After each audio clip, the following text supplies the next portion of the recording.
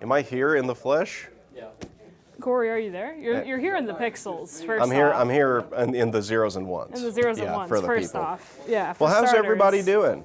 This is Takeover Tuesday. Today's Tuesday, right? Yes. Yeah, the 22nd, I think. Yeah. Of the year of our Lord, 2025. That's true. Yeah. Those are all true facts. Well, that's cool. I'm glad that we're all on the same page. You're addressing this as though it's a letter. Yeah, well, no, I'm addressing it like olden times. Olden times. Well, how's everybody doing? It's a super hot day here in Missouri. It's been incredibly hot lately, and I guess that is standard fare for this time of year. So hope that you all Toasty. are inside in the AC on this wonderful Tuesday afternoon. And we're going to be, of course, answering your questions today, as I always do on a Tuesday afternoon, but also going to open up this cool Martin package. It does say what this is on the top, although I'm not exactly sure what this is based off of that. So we're going to kind of explore that together here after a while. And yeah, looking forward to that.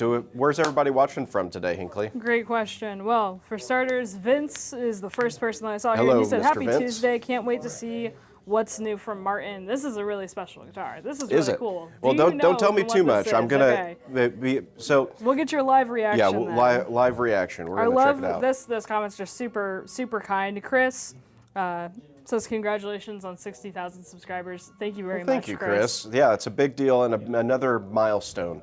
Vince as well. Yes, now we're going to 75,000. I'm not going to try and give away anything too much, or to give away any clues, but I think we're going to be doing something very special for 75,000 subscribers. Oh, really? So we're going to have a little drive. Is. I know, we just talked about it. So we're going to have a little drive to try and get there. Yeah. That means what you can do right now is share with your friends and your family and such, and try and get us up there. Yeah. Do all the things like and subscribe and hit the notification bell. Rick, thank you for joining us. Welcome. He's tuning in from Bakersfield, California. Yeah. Bruce, welcome from Tennessee. Thank you so much for joining us. Alex A., welcome. Here for the mandolins. I don't know if we have much mandolins to show, except for the ones that we have. Of course, if there's anyone that you want to hear specifically, just let us know. John says, I'm looking forward to hearing Corey play. Corey will play. He will play something today. Maybe. All right. We'll see if I can do it. Kenneth, thank you for joining us. Welcome. He's from Carthage, New York. Welcome. Don, welcome in. He's feeling the same heat that we are here in It has Springfield. been incredibly hot lately, and certainly more so than maybe normal, but yeah, it's like 110 index here in Missouri. It's insane. So it is insane. Yeah, our AC's working overtime here in the shop. Welcome, Vern. Welcome in. It's the hamster on the wheel is going at it today. Yeah, the hamster. Yeah. Yeah, no, he's tried really hard. He's doing okay. Yeah. Jack, welcome from Pennsylvania. Thank you very much for joining us. Herb, welcome in as well. Let's see. Awesome. A lot of the usual suspects, but some new, guys, a couple new names there. Herb wanted to let you know, by the way, the Alvarez JP Cormier is astounding. Super excited. Wonderful. He's been on that. He was on that pre-order list for a long time. We're super happy that you finally got yours in. Yes, those And it was guitars out to are you. great. They're really, really good. I liked them a lot. Chuck, welcome in. Rolo as well, welcome. He says, "Am I late? Coming in from Georgia." You are not late. We literally just started. Just started. Yeah. Mike is in here. He did say R.I.P. Ozzy, although Ozzy is the very opposite of acoustic music. I mean, R.I.P. Oh man, I R.I.P. mean, no, but Still, it's Ozzy crazy. Osbourne influenced so many aspects Very of true. music in general. I was listening to that live at Wimby or whatever. It was the recent showing that they had where they did a bunch of people came in and did covers. It was amazing. Oh, yeah. The song Changes that guy did was amazing. Yeah, it was cool. So yeah, cool. Yeah, that's a big loss in the music world. That's true. Jennifer, welcome in. 75,000 free guitars? No, it is not going to be 75,000 free Oh my guitars. gosh. That's an insane amount of I free don't guitars. know if we've yeah. even sold 75,000 guitars. There's Actually, I'm absolutely positive. no way. Yeah, Yeah, actually, no. I'm positive that we There's haven't no sold way. 75,000 guitars yet. I don't know a store that has sold $75,000 guitars, like Mm-hmm. maybe Sweetwater. That's a lot. That's a lot more than I think people think. Jim, welcome. Al, thank you for joining us. Chris, thank you for joining us. Rich, welcome as well. Very cool. Liam, bring on the box cutting. He says hello from Canada. Welcome. Let's see. Does Corey use sunscreen or just a TAS cap?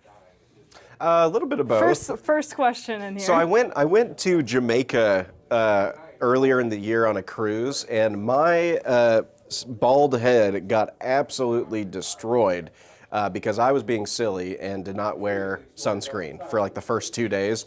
Ruined the rest of my vacation. Oh It my was so gosh. terrible. What were you doing? Well, I forgot a hat and decided basically to just go without any sunscreen because I don't ever go out into the sun for that long, so I didn't think about it. Yeah, I was being silly. So Blake says, Martin, you going to open the box? Yes, we're going to open the box, but yes, we're we going to answer are. some more We're questions getting first, through for sure. Hinckley's stuff here first. Yes, we're going to answer some more questions. So a couple that I saw here, Vern is saying, I'm interested in hearing the 2 full-size carbon fiber guitars. Okay. So which ones are you talking about specifically? We do have Close as a brand, and Probably- we have McPherson as a brand. Probably so. So I have 2 behind me here that are full-sized cutaway. I have the Sable McPherson. Now this one is the kind of standard blackout version, and then I have the Basket Weave Close guitar back here. Now the Close has a pickup installed, and the McPherson has a element installed. What's interesting about the McPherson though is that the element that's installed is specific to carbon fiber. So it's actually tuned for carbon fiber saddle and everything, because it's an under saddle pickup, just like the standard element system is. But it actually sounds great. Will you go ahead and play those 2? Yeah, sure, So he wants let's to play hear 'em. like a back-to-back. I'm going to assume that he's probably mentioning just those 2 brands that we have here. If that is not what you want to hear, please let me know, Vern, and we can get you what you want to hear.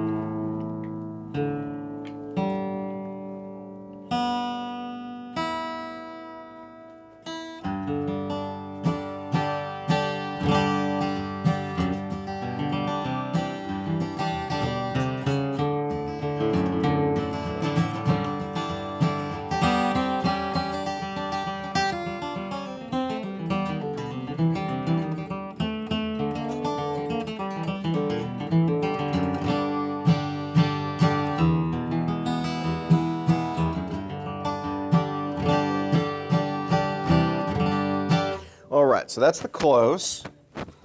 Let's play the McPherson real quick too.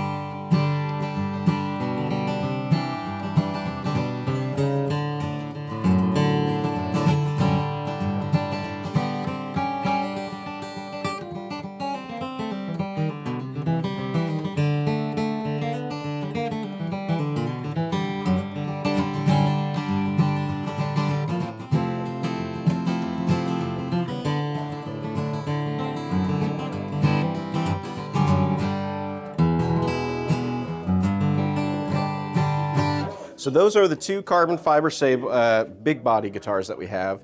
The McPherson is a true like work of architecture, which is just really cool. Basically everything about this is like a premium guitar. Now, as far as the tone, there are nuances in carbon fiber that you probably won't find from let me restart that. There are nuances in a wooden guitar that you probably won't find in a carbon fiber guitar, but this guitar is made to be balanced and to be extremely, like, just even sounding.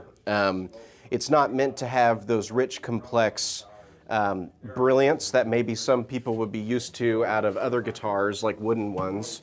But the compromise there is that you're getting an instrument that basically doesn't change ever. So if you like the way it sounds now, it will always sound that way. And that is a major benefit, right? If you're the type of person needing that compromise. True. And actually, I would say that sounds like a boutique instrument, in my opinion. So I think they're pretty cool. I agree. Let's see, the next question that I saw here. Yeah, it's definitely a step up on the McPherson end. They are amazing, though. Definitely can't go wrong with them. Next question that I saw here from Rolo AH, the LD70E versus the E8D. So both Rosewood and Sitka, Alvarez, Eastman, which would you choose? Ooh, that's a good question. So the Alvarez has a bit of at least in my humble opinion, has a bit of a more warm type of richness to it, where the Eastman's got a bit more of the attack, okay?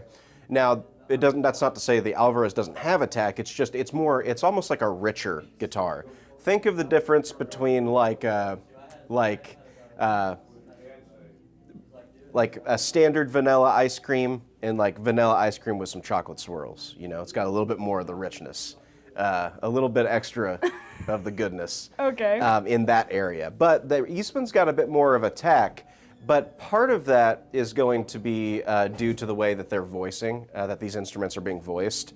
Also, the Alvarez tends to have a little bit of a slimmer, approachable neck, whereas the Eastman's going for a bit more, so Alvarez has like a modified V type of shape to their neck. Eastman has more of like a rounded C shape that is a little bit on the thicker side, which works for me, and I like that. I already have an E20D TC at home, so I would probably get the Alvarez because it's a different flavor than what I have now. All right, I'm gonna keep on looking real quick. So this is a quick one that we can answer. When will we get any more Eastman E3Ds with a gloss finish, so the deluxe version, or do you know? I don't know offhand. I do have an answer for this, if you don't mind, real quick. So the OMs, we got in 2 OMs. Sweet. That are the E3 Deluxe OMs. Those are great. Recently. We did not get in a Dread, unfortunately. So your best option, and to answer the latter part of that, I do not know, I don't think either one of us know when we're going to get the next one in. But if you would like to pre-order that next one, it will be yours whenever it gets here. I'm honestly not too sure. That's very much a John question when he will have another Eastman order. See, John's always in the know on these things. That's one of those things that we're trying to get in. Like John just has a telepathy. He just knows when things are coming in, and for me it's more like, oh cool, we got this in. You know, I'm working over here in the store a lot more, so I'm not always in the offices as much with that stuff. Yeah. True. Okay, next thing. I just wanted to answer that one real quick because I put it in there a couple times. Don's asking Corey, you've played his Sinker, Redwood, Bedell, Bahia before. If you remember Don Curtis's sure. I remember that one. Absolutely. How would you compare it to the Adirondack Bahia OM that we have in stock, and could we play it? Yeah. Let's see. Well, Jonas is inside here with a customer right now. I'll get it for you. Oh, did you hear that? Yeah. Hear what she said? Okay, well, Okay, Jonas. he's listening. Jonas has got loud, telepathy too. wild. Am I the only one who doesn't? He said I'm loud. Okay, then real quick, while he's getting that, I'm going to bring up another comment. Vince is asking, are we hiring again? I think he saw our post already out, and yes, we are hiring. And that's something I could bring up real quick. We are hiring for a sales position, So if any of you out there know someone who would love to work in a awesome boutique guitar store, we would love to get an interview with you. So this is a beautiful guitar. Okay. I really like this finish that they do on these. So,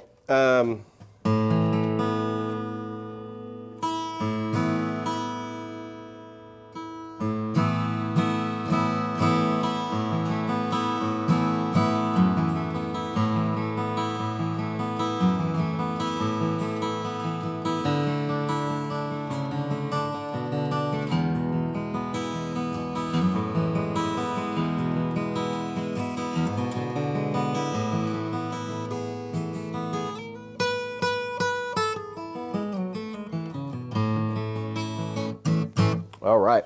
So that is fantastic. I don't even really have to keep playing this for too long to know. This is right up my alley. Adirondack spruce versus the Sinker redwood, I believe, was what Dawn had said. Yes. Redwood is a softer wood, right?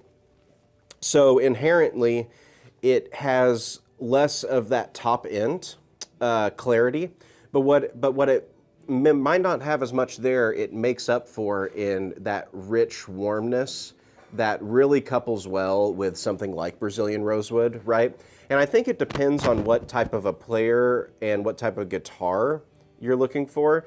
With redwood guitars or redwood top guitars, one thing I've really noticed is that beautiful, like, just overtones and like lots of really gorgeous chords that you can get out of them with a softer touch. But the Sinker aspect of it, I don't know how that attributes to it exactly. From my understanding with Sinker stuff, because the wood is in water, right, it is collecting minerals and the aspects of where it has been sunken. So that adds mass to the wood, right? And any mass you're adding adds rigidity or stiffness, I would assume, to some extent. I'm not a luthier, so you'll have to forgive me if I'm saying something out of turn here. I'm just thinking out loud. But to me, with an Adirondack spruce top, what you're getting is crispness. You're getting crispness on the high end.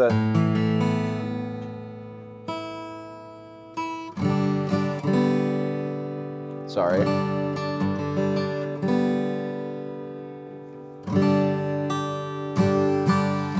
You're getting crispness.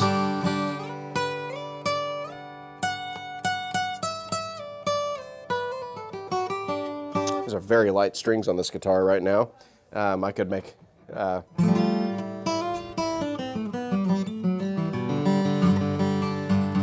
Sounds great though. But so with Adirondack spruce, you get the crispness, you get the high ceiling of tone with strumming, where you're not feeling like you're reaching a ceiling with pushing it too hard. But with redwood or even cedar, things like this, you get more brilliance at lesser volume. So that's a generalization I'm making, but a generalization based off of me spending a lot of time, I guess, with these different types of guitars and stuff. There may be other opinions out there, but to me that seems to be the case. Perfect. Yeah. Hopefully that helps, I don't know. But right. I really love that crispness on guitars when I hit it with a pick. Even finger-picked, yeah. And there's something magic about Brazilian rosewood, by the way, and it's hard to articulate, something that isn't really a tangible thing that I can really say, but rosewood just rounds off the bottom, Brazilian rosewood rounds off the bottom end in a percussive way while still keeping richness and depth of tone that is amazing and obvious why people love it so much. So Wonderful. Next request. Debbie is asking, can you please play the Boucher BG41TG? Do we have the 41TG? Sure, let me see. Present. Okay. Give me And one then sec. I'm going to answer a couple Do we have more a 41 things. TG in here? OM? We do. Would you mind grabbing? Perfect. And then Rough Rider sorry, is asking, Jonas. I saw that you guys have the Ear Trumpet Labs. Have you tried the new Wanda? I'm between the Wanda and the Edwina, primarily for miking fiddle. Ooh. We have not gotten any of the Wandas in, so we have not tried them. We did just get restocked on Ear Trumpet Labs. we did get- yeah. We, I believe, right, Emily? We did? Okay. We got restocked on. Did we really thank get the you. Wandas in? Oh, okay, I just so- haven't looked at them yet. Never mind. Oh, I love this so much. I have not had any personal experience with the Wanda. However, I have tried the Edwina. And in fact, I was playing on an Edwina 2 weeks ago at Starvey Creek when we had those set up, and they pick up fiddle excellently. That is one thing I can tell you from personal experience, is that it is an outstanding instrument mic. Now, I play in a local bluegrass group here on the weekends, and we use a Myrtle for a large diaphragm microphone, which is exceptional for single mic bluegrass. Because it's got that wide diaphragm, and it's got a little bit of like a scooped, I was talking with Jason about this the other day, it's got a little bit of a scooped mid-range, really good for vocals too. I do not have personal experience with the Wanda, I haven't tried one, but the Edwina is excellent, I I'm think. curious. Vince brings up a good point. Trent, have you had any thoughts about the Wanda? Have you seen anything about them since they've been released? I really want to try it though. I haven't tried it, but I really want to try it. Okay. Well, we'll have to do some testing and figure that out. I didn't realize that we got in the new ones.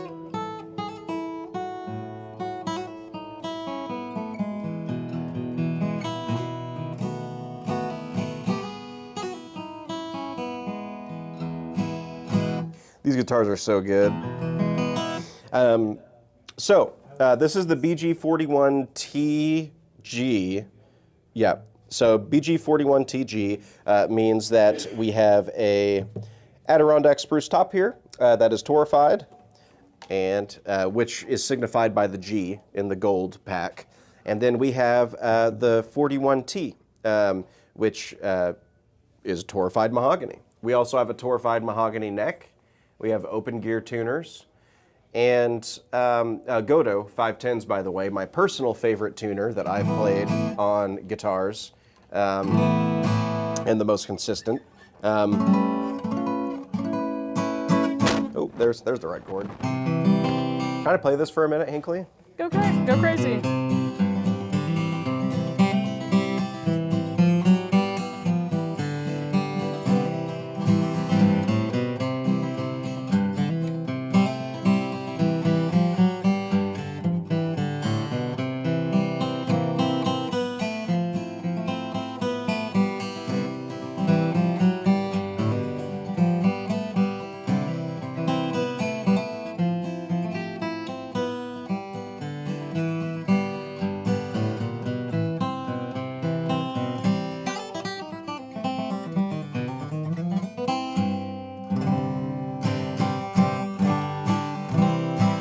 These are so good. It's got that that note articulation that I really, really like,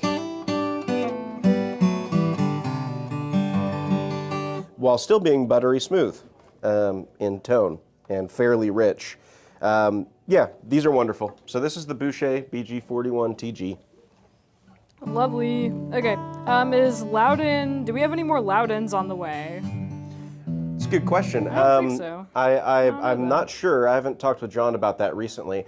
We do have a couple of really great Loudons in the store right now, though. I think we have a 32, an F32, and an O style. Yeah. Though I can't remember the number on that one. It's okay. Next one. What's your signal chain on live gigs? They want to know yours. What my signal is? Your signal chain on live gigs. Okay. Or preamp you use on. Oh, okay. Yeah, sorry. So I have, for most gigs that I play these days, I play an E10DT, actually it's just an E10D. It's an older one. And I have a K&K Pure Mini in that. I run that through a LR Baggs Venue. And from there, I run straight to the PA. And mostly that LR Baggs Venue that I'm using is just for my rhythm guitar playing, right? because as a guitar, I sit in a very odd spot when I'm playing next to a banjo, mandolin, bass, right? And I need to have some oomph separate from just my pure acoustic sound amongst those instruments. So I have the LR Baggs venue dialed down fairly low, just loud enough for me to be in the mix. Usually most of that is done off board, not actually on my venue. I have it set where I kind of like it. And then if I'm playing a solo or a lead, I will step up into the single mic Myrtle ear trumpet labs that we have and do a solo. And then I'll step back out and do my thing from there. So, Rick is also asking if any of you guys use a Helix for live performances. No, I've played through the Helix before, but I've never personally owned one. All right. I played a guitar that had one though, yeah. Robert would like to know, how do you know when a guitar has the perfect strings on it that bring out the best of that guitar? All these strings are making me nuts. Yeah, me too. All the different varieties. Honestly, maybe this is a cop-out answer, but I kind of think it's part of the fun, right? Is exploring some string options, seeing what works on your guitar, what doesn't. Luckily, we're in a position as guitar players where we don't have to pay $80, $90, $100 like fiddle players do, or bass players, $200+ a set of strings. What I'll typically do is I know what works for me, right? I know the gauge that I like, I know the type of string I typically like, and then I'll try a few different kinds. And if I think something is too harsh, I will try a more mellow string on this guitar. I kind of have fun with that. I think maybe that's not the right answer, but I've tried probably every set of strings we have on the wall over there at some point or another on different instruments, and they all do something, they all lend themselves a little bit towards certain styles. But 99% of the time, I'm probably playing D'Addario XS mediums, phosphor bronze these days. So I haven't done a lot of experimenting lately, but I have in the past. And Okay. The Martin retros are cool. The Kovar strings I like pretty well. The Americanas are really good. They're just not coated, so I kill them kind of quick. A lot of different strings out there. I would say pick one and stick with it for the most part. But if you want to experiment, there is a wealth of options out there. Don is asking from the previous question, do you boost on the venue at all? Not very often, no. In fact, I just had an issue the other day where my venue was set to lift instead of ground, and I was in a situation where I was causing this external buzzing, right? And I was like, oh gosh, what's going on? So I switched it over from lift to ground, and it immediately got rid of the buzzing, the sympathetic buzzing that was going on in the monitor. But no, I don't use the boost very often, although it would be handy if I wasn't using also an instrument mic to step into for leads. Because on the venue, you can actually dial up your decibel level for the boost, which is really cool. I think it's a great preamp, by the way. I think it's really good, at least for my needs. But I'm a fairly simple player in that regard. I don't typically go too deep into it. All right. It is now time. I'd like to get into opening up this box. Thank the you. fun of it. And I also want to bring up let's see what's going on. a quick message that we got a little bit earlier from Jennifer. Jennifer says, I love the discussions on the Dreadnought Underground. Are you guys all participating in the Facebook group? Good. Yeah, point, I'm on there quite a Jennifer. bit. Jennifer's on there quite a bit also. Helps participate, as well as a lot of the people that are in this chat pretty often. And just a quick reminder, we have a Facebook group. It's called the Dreadnought Underground. It's pretty easy to find if you just go to our regular Facebook page. And you can find it from there. But yeah, it's just called the Dreadnought Underground. We post behind-the-scenes stuff, and it's a lot about, posting all types of different stuff. You can post your collection, what you're learning recently, all types of stuff. All right, we got a super nice high-end Martin case here. Oh, yeah, This do. looks like a 40 style case. I'm just gonna rip this bag open. Okay.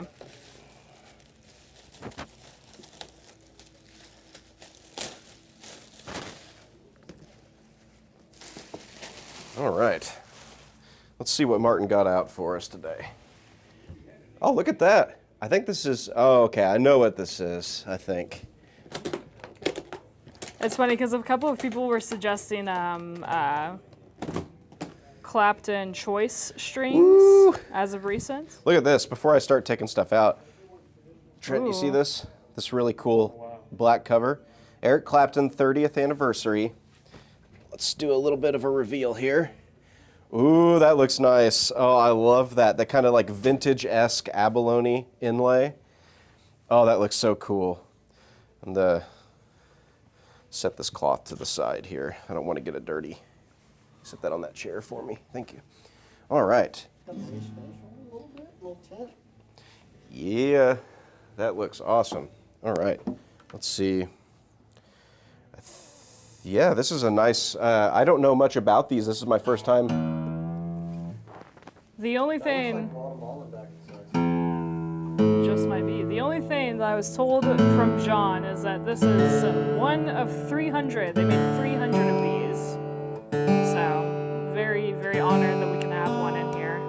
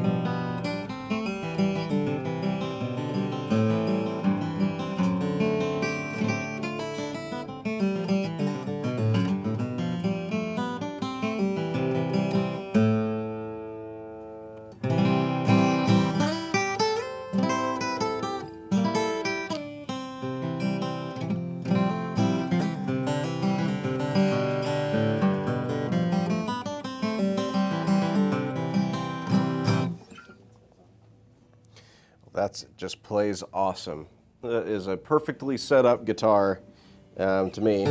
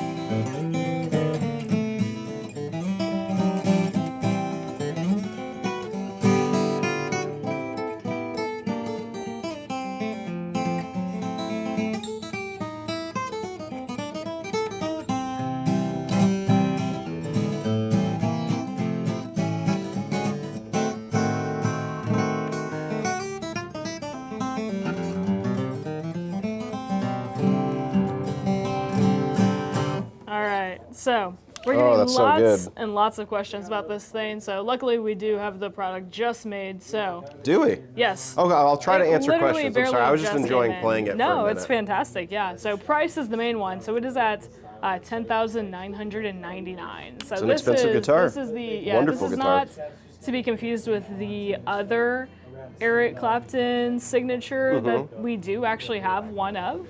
This one is just even more special at the 30th anniversary. The actual spec Love is the the neck. 000 42 EC is what it's called. And then, as Jonas said just a second ago, it is in fact Guatemalan rosewood Adirondack top.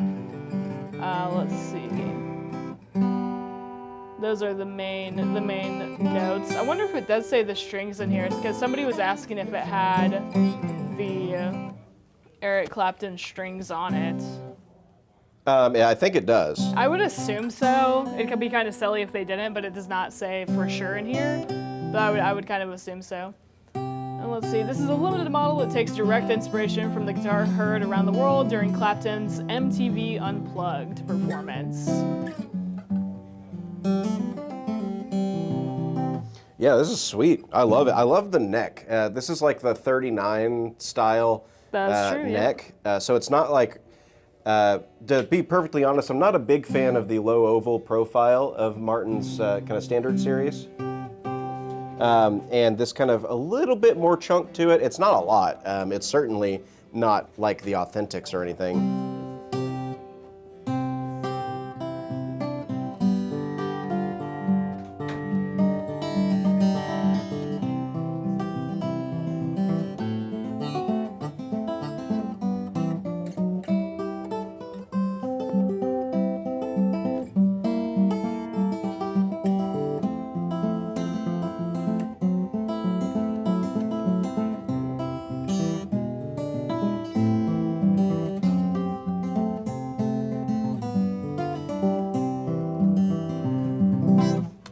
Awesome.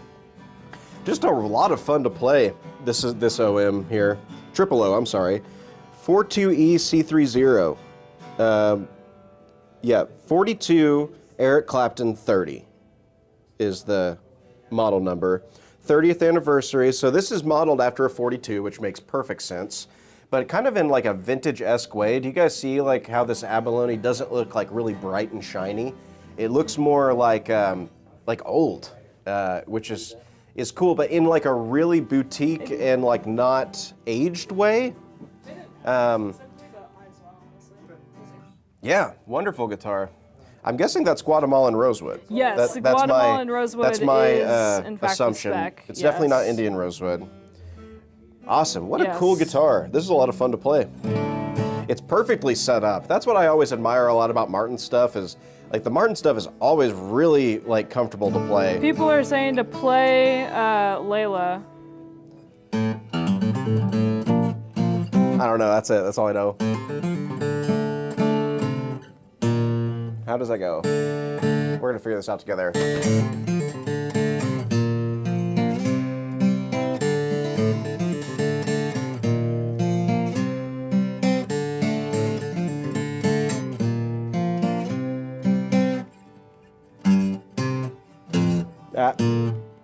Then it goes somewhere different. I don't remember where it went. A couple more questions. Yeah.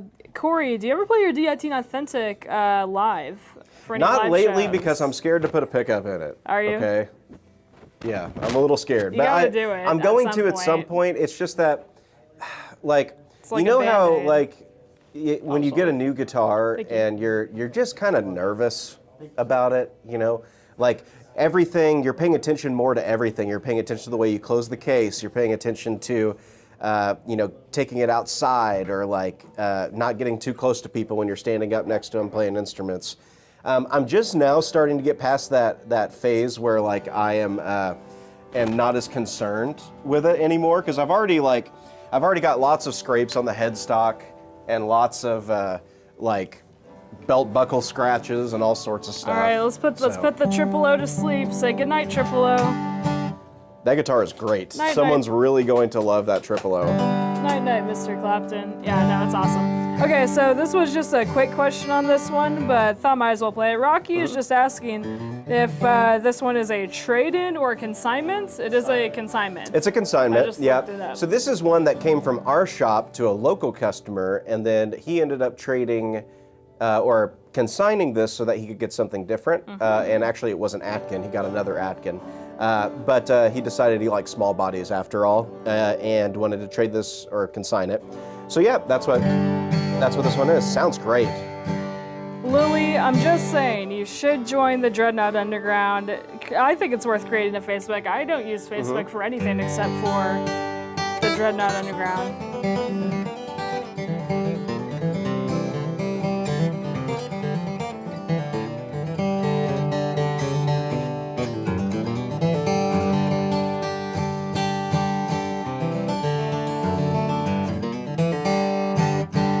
Action is very low on this guitar, but it's pretty comfortable. A little lower than what I would typically play it at. But yeah. Atkins tend to set up their guitars fairly low, I've noticed.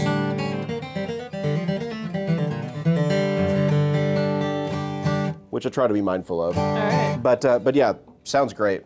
The D37, this one's about 2 years old or so. It's got the kind of aged relic tuners on them. So the acid wash tuners, so to speak. Indian rosewood, torrefied Sitka spruce with the crackled finish. It's a great guitar. Incredible. Yeah.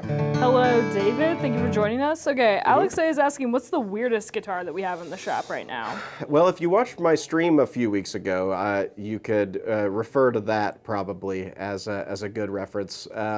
Probably the horse guitar, I would say, or the and I can't remember what it was called, but it sounded amazing. But as far as if you're just talking about the objectively strangest guitar, that's probably that one. Yeah. It's on our website, which you can take a look. I don't think I have it in store at this very moment. So. Okay. Can we hear the Bedell Orange Blues? Is it over here? I think it might be over here.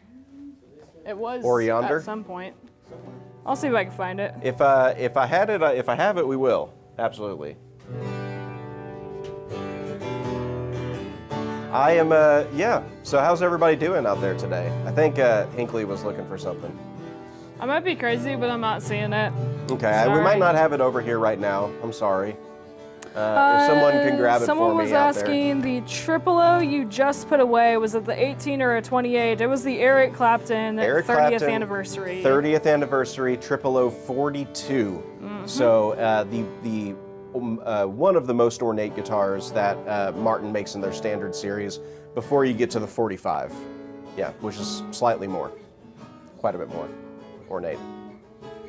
Let's see. We have lots of other questions. If you didn't Elle says, if I didn't have an Atkin 43, I'd already be calling about the Hawaiian. The Hawaiian one is really, really cool. I love that guitar. The Hawaiian is awesome. It's so good. Yeah. It's huge, it's big, it's a 12 fret dreadnought.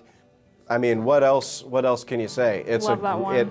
It is a quite chunky neck though, for those who are adverse to that, but it is awesome guitar. Okay, this one was asked a little bit earlier. Blake is asking, what's the best sounding resonator?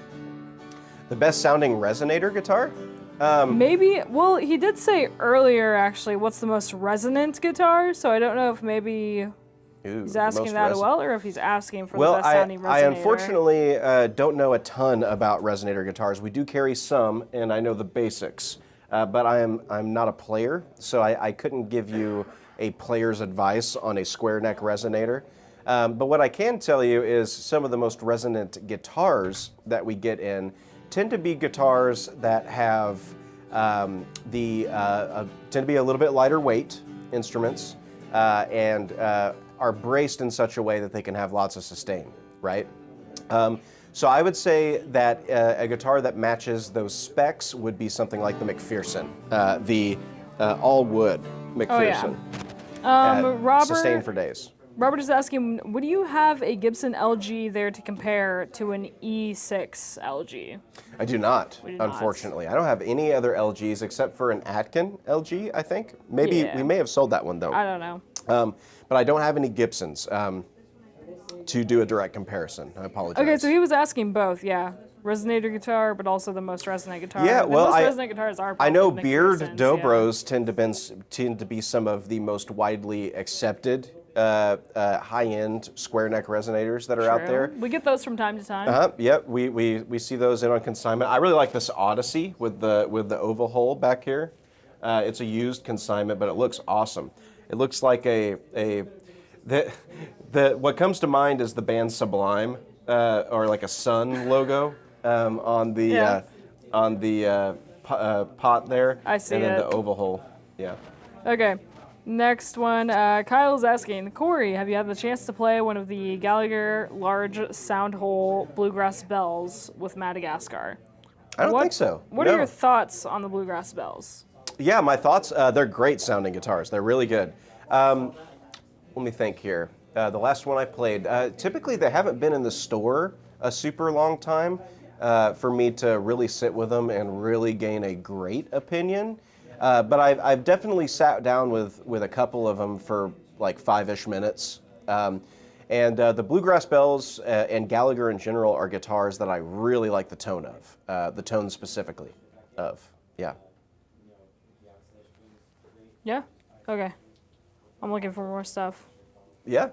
Well, I mean, I'll just keep playing guitars all Jamie day. says he really liked the used Sunburst Husson Dalton too. Almost bought it last week. Says he still might. The Pilgrim? That one's pretty crazy. Oh, that Yeah, guitar's I think awesome. so. That one's yeah. insane. Yeah, that's a great guitar.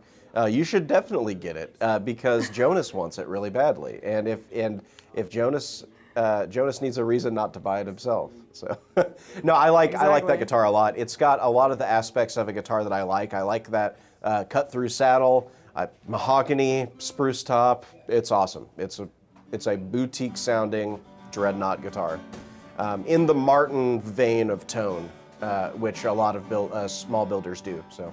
Kind of want a fancy Smaller. resonator mandolin, but don't want to pay the national brand price. Do you have any ideas for a resonator mandolin? Resonator mandolin? I do not. I'm sorry. I don't have any ideas. I don't have any resonator mandolins, or am aware much of those. But a good, affordable option was Recording King. Unfortunately, they're not making any more, so I'm sorry. I don't know. All right.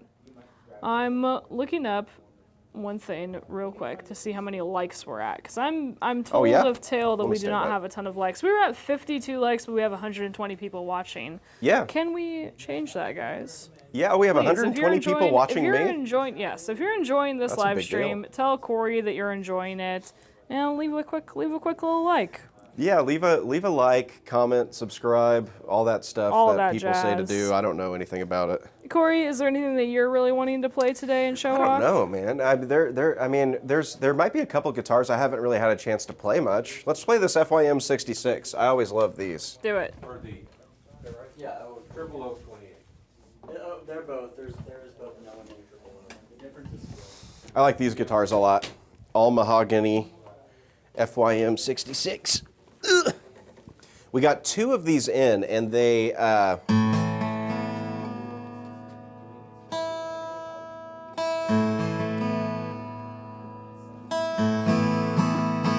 We got 2 of these in, and they had to like really try to get 2 of these in for us because these are back ordered like so far.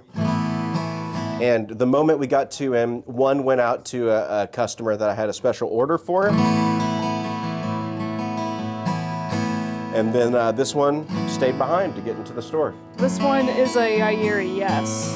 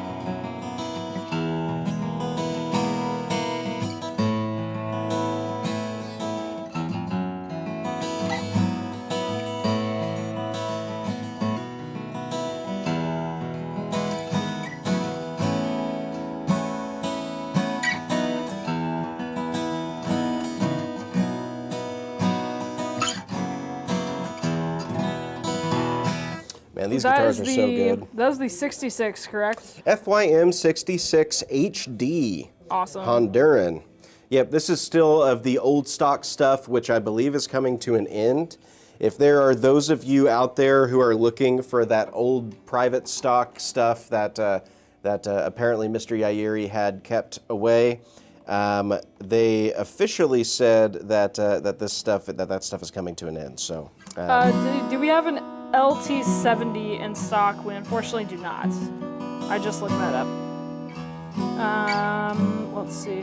Corey, can you please play an Eastman E10D TC? Sure, why not? If we have one over here. That sounds like fun. And then what do you really think of carbon fiber guitars? Is another question. What do I really think? Okay, I think that carbon fiber guitars are a utilitarian instrument, right? The idea is kind of like the blue-collar working man's thing, right? Like, I was just watching an interview yesterday with Molly Tuttle. Maybe some of you out there had seen it, but she said that she used to own this like 1948 like D18 or something, and she was traveling all around the world with it, and it got to a point where she was damaging the guitar so much that it didn't make sense for her as a tool for her job, right? Which is playing music. And I think that at a certain point, you do, like, depending on what your outlook is, you have guitars as an item that you play, right? But at a certain point like that, it's a tool, right? And you just need the tool to work sometimes, right? And I think carbon fibers certainly fall into that category where it's like, hey, I could do whatever I want to this guitar, short of running it over, and it's just going to work all the time and do what I want it to do. Do I like the tone as much as I would an all solid wood guitar? Probably not, right? But what I do like out of it are the things that it offers as a tool. And I think that there are lots of those out there who are looking for that exact purpose. And all these guitars serve a different purpose for all of us. So.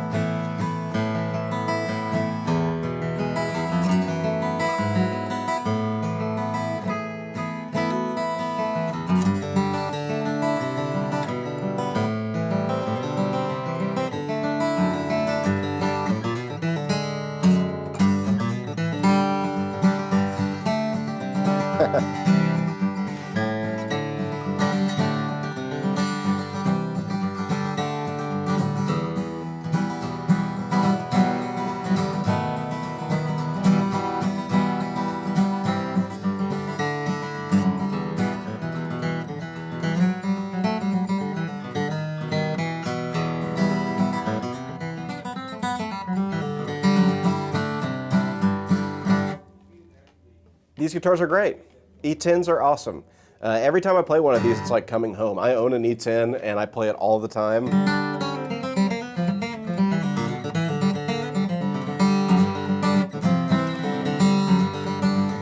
And you know, talking about, I have my Authentic, which I love. It's a D18 Authentic.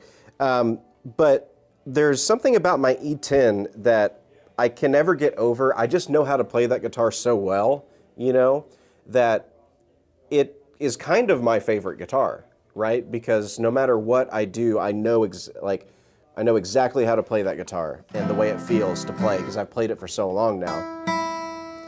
And the 18 Authentic is certainly doing that to me too in a different way.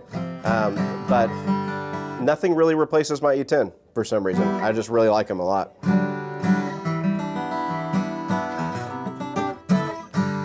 This is a great one too. E10D TC for me.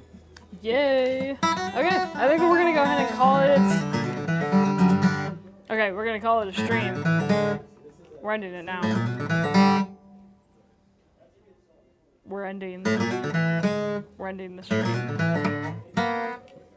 Okay, now we can end. Are you playing over me, Corey? No, I'm not. I'm not doing anything. How could you? Okay, we're going to go ahead and end it, and we'll see you guys later. Thank you very much for joining us. If you are in the area, or if you know of anybody that you think would be qualified to work here with Corey. Sure, yeah. Yeah, Corey needs a right-hand man, if you will. Well, if they have to work with me, I'm sorry. We're actually hiring Corey an assistant now. Yeah, I probably need one, honestly, to keep me straight. Well, Yeah, well, it was really nice hanging out with you all today. Thanks for watching another one of my unhinged streams where hopefully I can give you some insight to a few different guitars and play some. And thank you for all your questions, too. Yes. Thank you for hanging out. It means a lot to me that you guys show up for me as well to hang out. So thank you. yes, thank you very much. If we missed anything, leave it in the comments below and I will answer. Yeah, All right, we'll see you guys. the proper G run. The proper one. Goodbye, y'all. Bye bye. See ya.